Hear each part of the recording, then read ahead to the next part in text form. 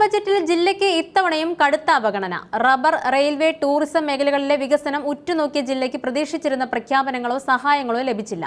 ജില്ലയിൽ നിന്നും കേന്ദ്ര സഹമന്ത്രി ഉണ്ടായിട്ടും ബാക്കിയായത് നിരാശ മാത്രം. തങ്ങളുടെ കണ്ണീരിന് പരിഹാരമാകാൻ റബ്ബർ മേഖലയ്ക്ക് കരുത്തു പകരുന്ന തീരുമാനങ്ങൾ ഉണ്ടാകുമെന്ന് കർഷകർ പ്രതീക്ഷിച്ചെങ്കിലും തിരിച്ചടിയായിരുന്നു ഫലം. റബ്ബറിന്റെ താങ്ങുവില പ്രഖ്യാപനം, ഇറക്കുമതി തീരുവ വർദ്ധിപ്പിക്കൽ എന്നിവയിലൊന്നും പ്രഖ്യാപനങ്ങൾ ഉണ്ടായില്ല.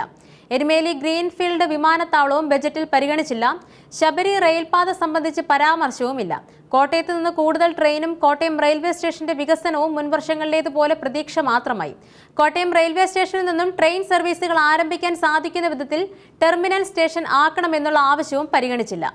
യാത്രക്കാരുടെ ഏറെ നാളത്തെ ആവശ്യമായിരുന്നു കോട്ടയത്ത് നിന്ന് കൂടുതൽ ട്രെയിൻ സർവീസുകൾ. ദിവസവും വേളാങ്കണ്ണിയിലേക്കുള്ള സർവീസ്, ശബരി റെയിൽ നിർമ്മാണം വേഗത്തിലാക്കണം എന്നിവ, പുതിയ ട്രെയിനുകളോ എറണാകുളത്ത് യാത്ര അവസാനിക്കുന്ന ട്രെയിനുകൾ കോട്ടയത്തേക്ക് നീട്ടണമെന്ന ആവശ്യമോ അംഗീകരിച്ചില്ല. കോട്ടയം വഴിയുള്ള ഇരട്ടപ്പാതയും രണ്ടാം കവാടവും പൂർത്തിയായെങ്കിലും പ്രതീക്ഷകളെല്ലാം വെറുതെയായി. ഏറെ പ്രതീക്ഷയുള്ള എരുമേലി ഗ്രീൻഫീൽഡ് വിമാനത്താവളവുമായി ബന്ധപ്പെട്ട പ്രത്യേക പ്രഖ്യാപനങ്ങൾ ഉണ്ടായില്ല. കേന്ദ്ര വ്യോമയാന മന്ത്രാലയത്തിന്റെ അനുമതി ലഭിച്ചാലുടൻ സ്ഥലം ഏറ്റെടുത്ത് നടപടികളിലേക്ക് കടക്കാനാകും. സാമൂഹ്യാഘാത പഠനം, പരിസ്ഥിതികാഘാത പഠനം എന്നിവയുടെ റിപ്പോർട്ടുകൾ വന്നു.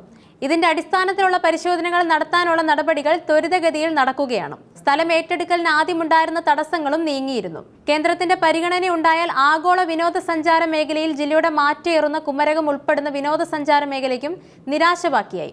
വിദ്യാഭ്യാസ മേഖലയിലും പുതിയ പദ്ധതികൾ ഉണ്ടായില്ല. കൃഷി, കാർഷിക മേഖലയെ പ്രോത്സാഹിപ്പിക്കുന്ന ബജറ്റ് എന്നാണ് ധനമന്ത്രി പറയുന്നത്. എന്നാൽ ബീഹാറിലെ താമരവിത്ത്, പരുത്തി എന്നീ കൃഷികളെക്കുറിച്ച് മാത്രമാണ് ബജറ്റിൽ പറയുന്നത്. കൂടാതെ റബ്ബർ കർഷകരോട് കേന്ദ്ര സർക്കാർ കടുത്ത അവഗണനയും കാണിച്ചു. റബ്ബറിന്റെ താങ്ങുവില പ്രഖ്യാപനം, ഇറക്കുമതി തീരുവ വർദ്ധിപ്പിക്കൽ എന്നിവയിലടക്കം കർഷകർക്ക് അനുകൂലമായതൊന്നുമില്ലാതെയാണ് ഇത്തവണത്തെയും കേന്ദ്ര ബജറ്റ്. റബ്ബറിന് താങ്ങുവില ഉറപ്പാക്കാൻ 1000 കോടി രൂപയുടെ വില സ്ഥിരത ഫണ്ട് പ്രഖ്യാപിക്കണമെന്ന് സംസ്ഥാന സർക്കാർ ആവശ്യപ്പെട്ടിരുന്നു. എന്നാൽ ഇതിനെയൊക്കെ പൂർണ്ണമായി അവഗണിക്കുന്നതാണ് ബജറ്റ്. സംസ്ഥാനത്തിന്റെ സാമ്പത്തിക അടിത്തറയുടെ നട്ടെല്ലാണ് റബ്ബർ. എന്നാൽ കർഷക വിരുദ്ധ നിലപാടിൽ നിന്നും തങ്ങൾ പിന്നോട്ടില്ലെന്ന് കേന്ദ്രം ആവർത്തിച്ചുറപ്പിക്കുകയാണ്.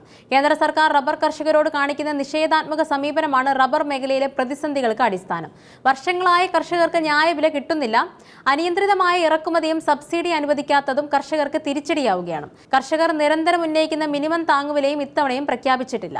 റബ്ബർ അധിഷ്ഠിത പദ്ധതികളെക്കുറിച്ചും ബജറ്റിൽ പരാമർശിച്ചില്ല. ഇറക്കുമതിയോടുള്ള അനിയന്ത്രിതമായ തുറന്ന സമീപനമാണ് കർഷകരുടെ പ്രതീക്ഷകളെ തകർക്കുന്നത്. കർഷകരെ അവഗണിക്കുന്ന സമീപനമാണ് എല്ലാ കാലത്തും കേന്ദ്ര സർക്കാർ സ്വീകരിക്കുന്നത്. സംസ്ഥാനം നൽകുന്ന സബ്സിഡിയാണ് വില കുറയുമ്പോഴും കർഷകർക്ക് ആശ്വാസമാകുന്നത്. കേരള സർക്കാർ 180 രൂപയാണ് കർഷകർക്ക് വില സ്ഥിരതാ ഫണ്ടായി നൽകുന്നത്. രാജ്യത്ത് 1 കിലോ റബ്ബറിന് ഏറ്റവും ഉയർന്ന വില ലഭിക്കുന്നത് കേരളത്തിലാണ്. കേന്ദ്ര സർക്കാർ റബ്ബറിന്റെ താങ്ങുവില 300 രൂപയായി പ്രഖ്യാപിക്കുകയും ഇറക്കുമതി തീരുവ വർദ്ധിപ്പിക്കുകയും ചെയ്തിരുന്നെങ്കിൽ ഇന്ത്യയിലെയും കേരളത്തിലെയും റബ്ബർ കർഷകരുടെ പ്രതിസന്ധികൾക്ക് പരിഹാരമായേനെ. 3 ലക്ഷം സ്വാഭാവിക റബ്ബർ ഇറക്കുമതി ചെയ്യുന്നതിലൂടെ 30% നികുതി കേന്ദ്ര സർക്കാർ ഈടാക്കുന്നുണ്ട്. കേന്ദ്രത്തിന് ഇതിലൂടെ 9000 കോടി ലഭിക്കുന്നുണ്ട്. നികുതി വരുമാനത്തിന് 50% റബ്ബർ കർഷകർക്കായി വിനിയോഗിക്കണമെന്ന് കർഷക സംഘടനകളുടെ ആവശ്യവും ശക്തമായിരുന്നു. എന്നാൽ റബ്ബർ കർഷകരുടെ നിരന്തര ആവശ്യങ്ങളെ പാടെ അവഗണിക്കുന്നതാണ് കേന്ദ്ര ബജറ്റ്.